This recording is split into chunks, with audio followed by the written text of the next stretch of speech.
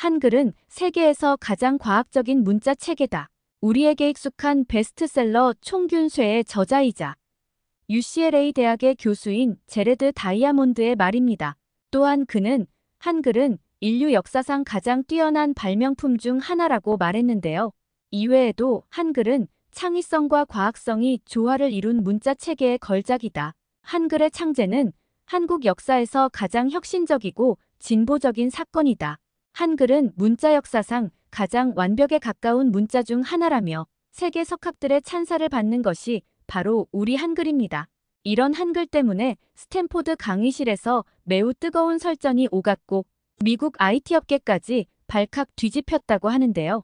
도대체 한글 때문에 무슨 일이 있었던 건지 사연 들어보겠습니다. 안녕하세요. 저는 스탠포드 대학교 3학년인 엘리입니다. 제 아버지는 실리콘밸리에서 꽤 유명한 IT 기업 대표예요. 아버지의 회사는 AI 앱을 개발해서 미국 내에서 성공했어요. 아버지가 성공한 후 평범했던 삶은 갑자기 미국 상류층의 화려한 삶으로 바뀌었어요. 저희 집은 샌프란시스코의 고급 주택가에 있고 주변 이웃들 중에는 이름만 들으면 다 아는 유명한 기업의 CEO도 있답니다. 이런 환경에서 편하게 살고 있지만 사실 이건 아버지가 이룬 것이기 때문에 저는 항상 제가 스스로 결과를 만들어야 한다는 압박감 속에서 살고 있어요. 어릴 때부터 저는 아버지의 일에 관심이 많았어요. 아버지가 회사에서 일하는 모습을 보면서 저도 언젠가는 그런 멋진 일을 하고 싶다고 생각했죠. 대학에 들어와서는 경영학을 전공하면서 IT 기술에 대해서도 열심히 공부했어요. 아버지의 회사를 이어받아 경영하고 싶다는 생각은 없었지만 언젠가는 그 회사에서 중요한 역할을 하면서 일을 배우고 결국에는 내 사업도 성공시키고 싶거든요. 그래서 이번 여름 방학에 아버지 회사에서 인턴십을 시작했어요. 정말 기대가 컸죠. 첫날 아버지는 저를 회사 사람들에게 소개했어요. 이 아이가 바로 내 딸 엘리야. 앞으로 우리와 함께 일하게 될 거야. 아버지의 말씀에 긴장되면서도 설레었어요. 그날 오후 저는 전략회의에 참석했어요. 회의실에 들어서자 긴장감이 감돌았죠. 아버지가 자리에서 일어나 말씀하셨어요. 여러분, 우리의 미래는 글로벌 시장에 있습니다. 지금까지 미국에서 성공을 거뒀지만 이제는 세계로 눈을 돌려야 할 때예요. 우리의 서비스를 글로벌 시장에 선보일 준비가 되었습니다. 아버지의 말씀을 들으며 가슴이 뛰었어요. 우리 회사의 서비스를 전 세계 사람들이 사용한다는 생각에 설레었죠. 하지만 그때 옆자리에 앉아있던 로버트 부사장이 말을 꺼냈어요. 그렇다면 우리는 당연히 중국 시장을 노려야 합니다. 세계 최대의 IT 시장이자 가장 빠르게 성장하고 있는 곳이니까요. 로버트의 말에 다들 고개를 끄덕였어요. 하지만 저는 뭔가 석연치 않은 느낌이 들었죠. 회의가 끝나고 로비에서 로버트와 마주쳤을 때 그 이유를 알게 됐어요. 로버트는 저에게 중국의 위대함에 대해 열변을 토하기 시작했거든요. 엘리, 넌 아직 어리니까 모르겠지만 중국은 정말 중요한 시장이야. 우리 회사도 중국에 진출해야 성공할 수 있어. 로버트의 말을 들으며 불편한 마음이 커졌어요. 그의 태도에서 중국에 대한 맹목적인 자부심과 다른 아시아 국가를 명확한 근거도 없이 무시하는 게 느껴졌거든요.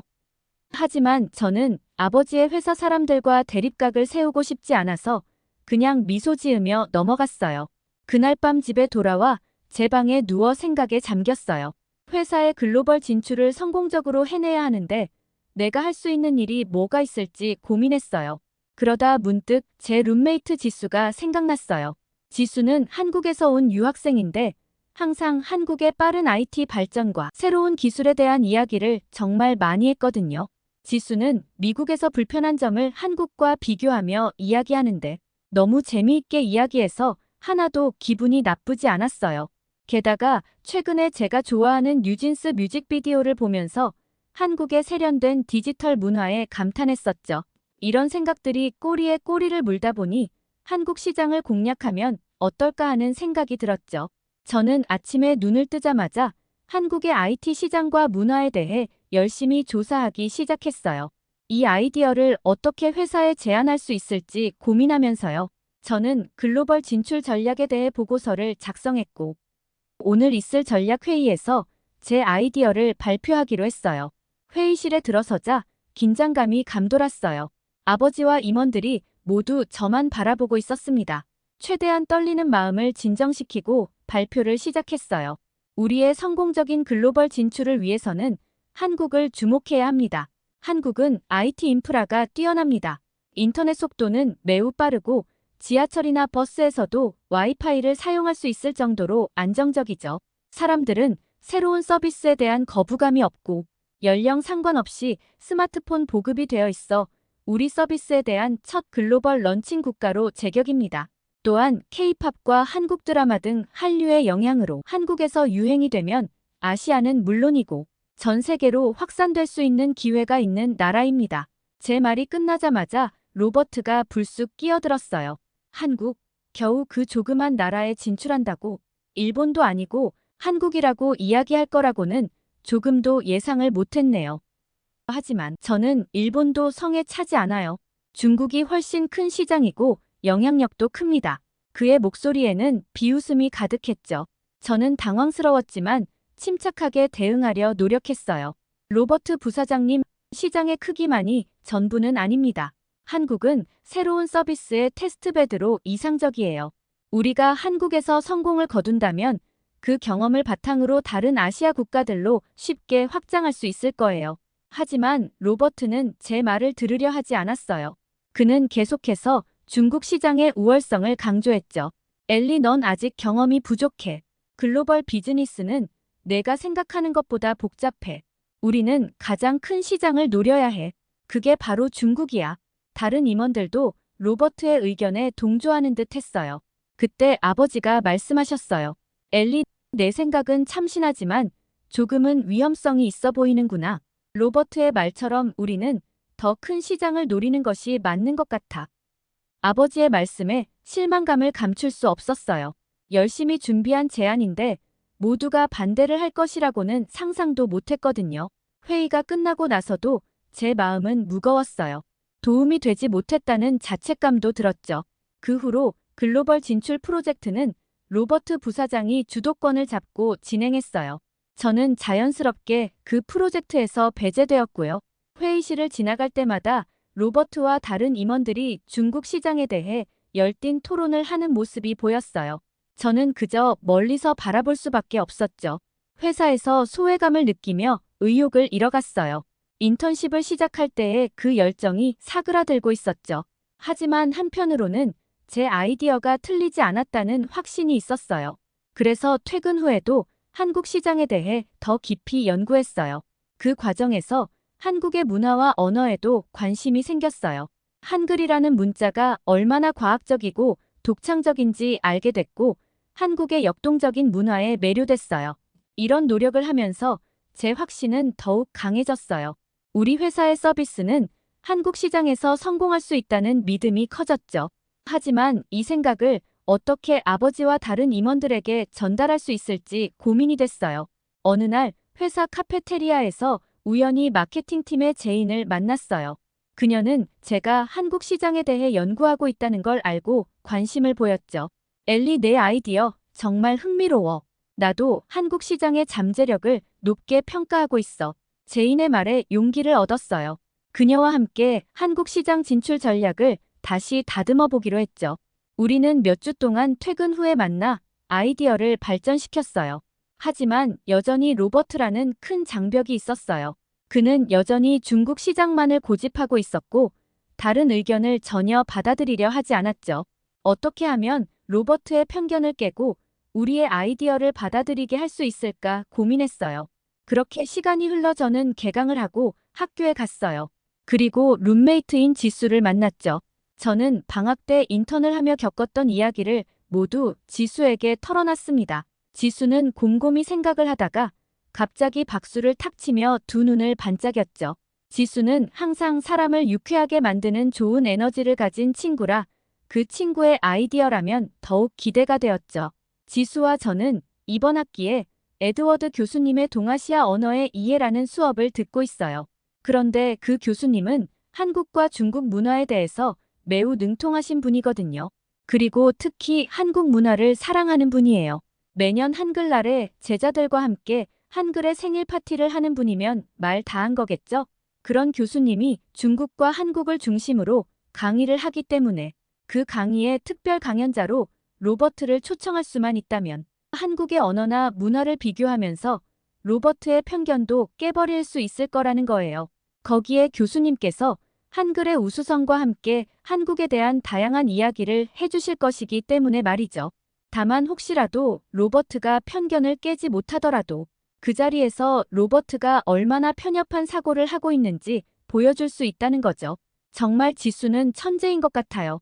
세상에 어떻게 이런 생각을 해낼 수가 있는 거죠?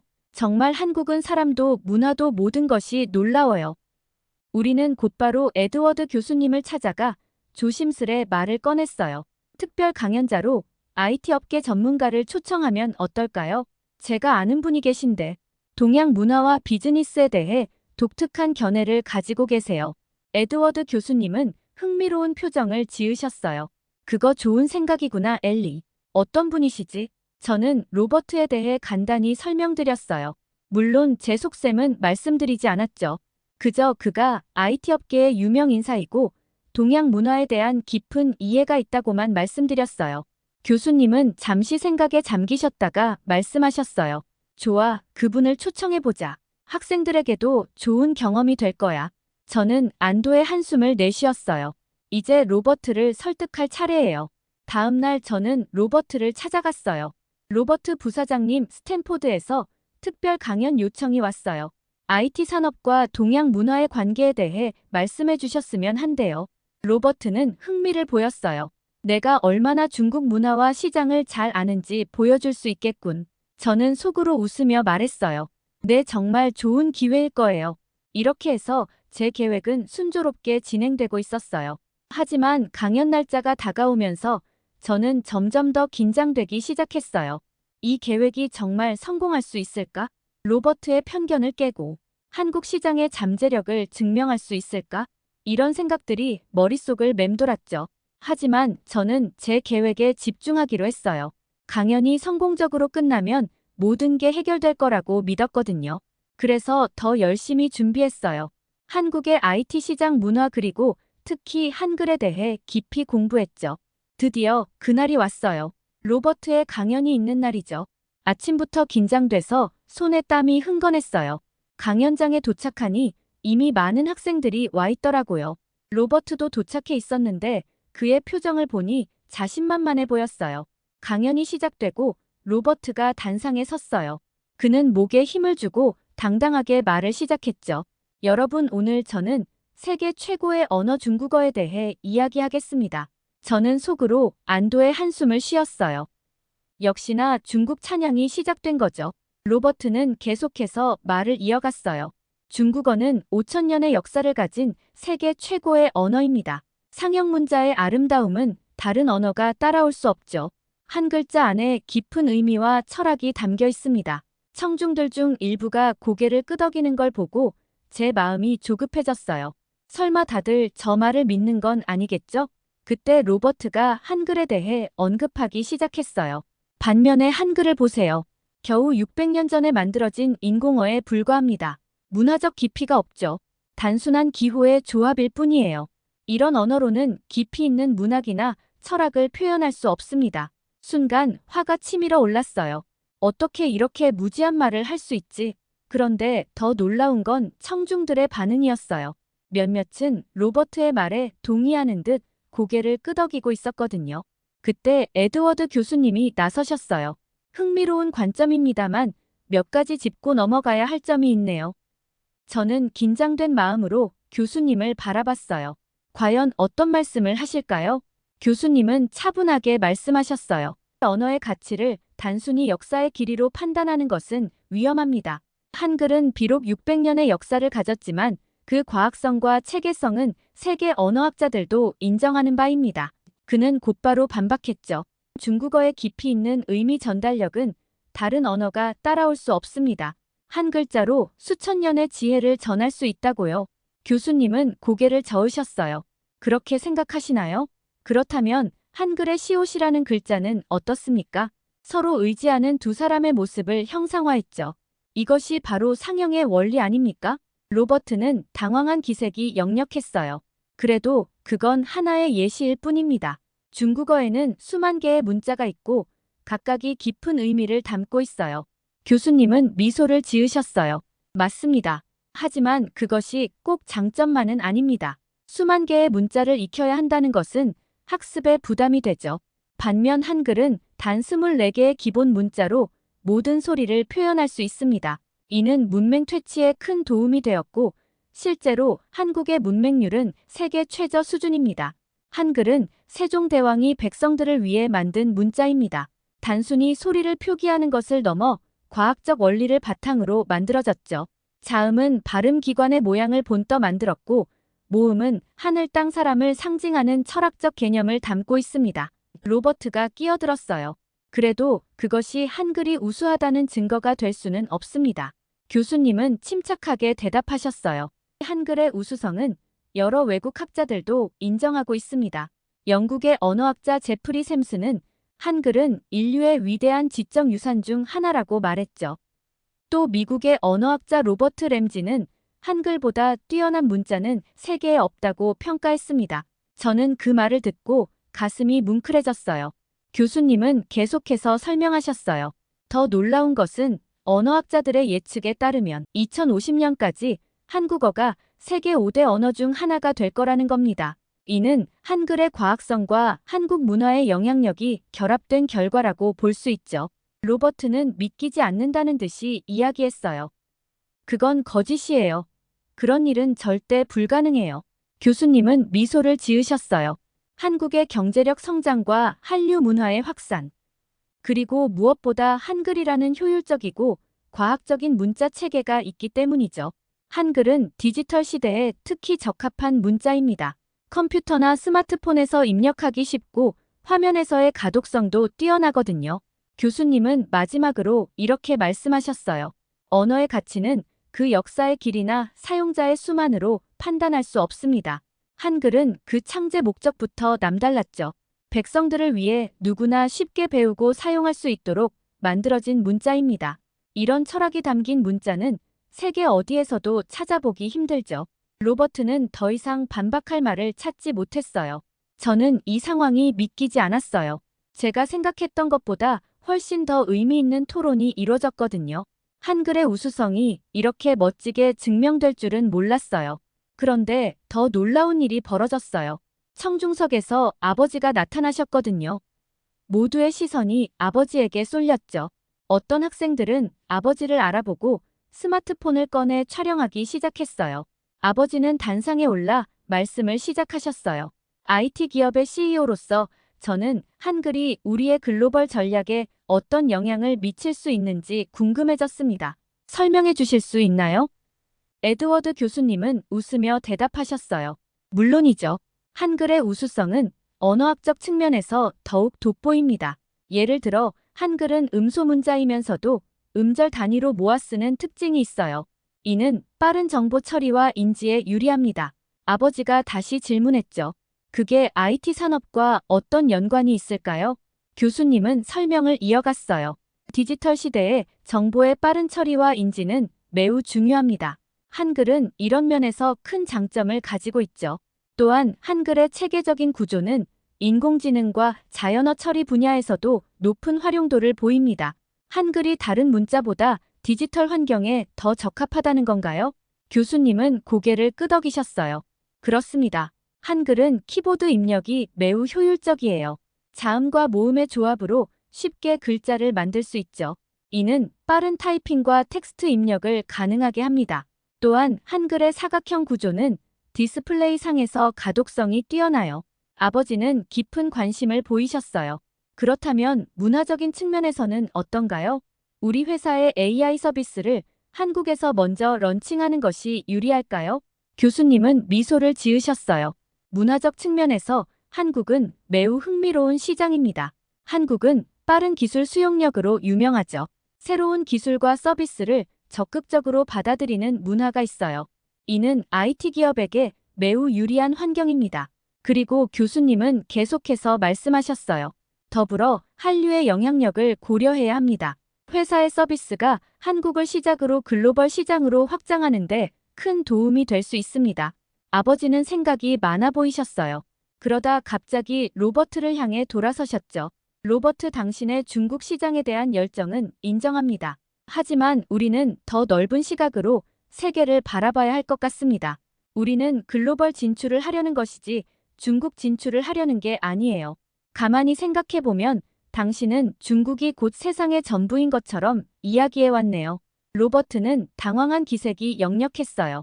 아버지는 계속 말씀하셨어요. 우리 회사의 글로벌 전략을 전면 재검토하겠습니다. 중국 이외의 나라에 더 큰 기회가 있다는 점을 놓치고 있었어요. 한국 시장의 잠재력을 간과해서는 안 되겠어요. 유감스럽지만 당신의 시각은 중국에 치우쳐 있습니다. 그로 인해 몇 달 동안 준비해온 글로벌 진출 프로젝트는 백지화해야 하고요. 그로 인한 회사의 손실이 막대합니다. 이에 대한 책임을 물어 오늘부로 당신을 해고하겠습니다. 순간 강의실이 조용해졌어요. 로버트는 아무 말도 하지 않고 자리를 떠났어요. 아버지는 다시 청중들을 향해 말씀하셨어요. 우리 회사는 앞으로 더 열린 자세로 세계 시장을 바라볼 것입니다. 한국계 부대표를 새로 고용하여 아시아 서비스 런칭을 한국부터 시작하기로 결심했습니다. 그리고 나서 아버지는 저를 바라보셨어요. 엘리, 내 통찰력에 놀랐어. 내가 한국 시장의 잠재력을 이야기했을 때 제대로 보지 못했어. 눈물이 날 것 같았죠. 저는 정말 기뻤어요. 아버지에게 인정받고 제가 믿었던 한국 시장의 잠재력이 현실이 되는 순간이었거든요. 앞으로 저는 우리 회사의 한국 진출 프로젝트에 적극적으로 참여할 거예요. 강연이 끝나고 나서 많은 학생들이 한글과 한국 문화에 대해 더 알고 싶어 했어요. 몇몇은 한국어를 배우고 싶다고 하더라고요. 저는 그 모습을 보면서 한글의 매력이 얼마나 강력한지 다시 한번 느꼈어요. 이 경험을 통해 저는 한글과 한국 문화의 가치를 새롭게 인식하게 됐어요. 단순히 글자가 아니라 과학과 철학이 담긴 문화유산이자 미래의 언어라는 걸 깨달았습니다. 서비스 런칭하게 되면 한국에도 가게 될 텐데 너무 기대가 된답니다. 한국의 음식과 문화까지 모든 것을 직접 가서 느껴보고 싶네요. 저의 긴 이야기 들어주셔서 감사합니다. 이야기 재미있게 들으셨나요? 누구도 믿어주지 않았는데 결국 인정받게 되는 모습이 너무 감동적이었습니다. 한국 진출 후 전 세계로 뻗어나가는 서비스가 되기를 기원할게요. 사연을 재밌게 들으셨다면 구독, 좋아요, 댓글, 알림 설정 부탁드려요. 항상 건강하고 행복하세요.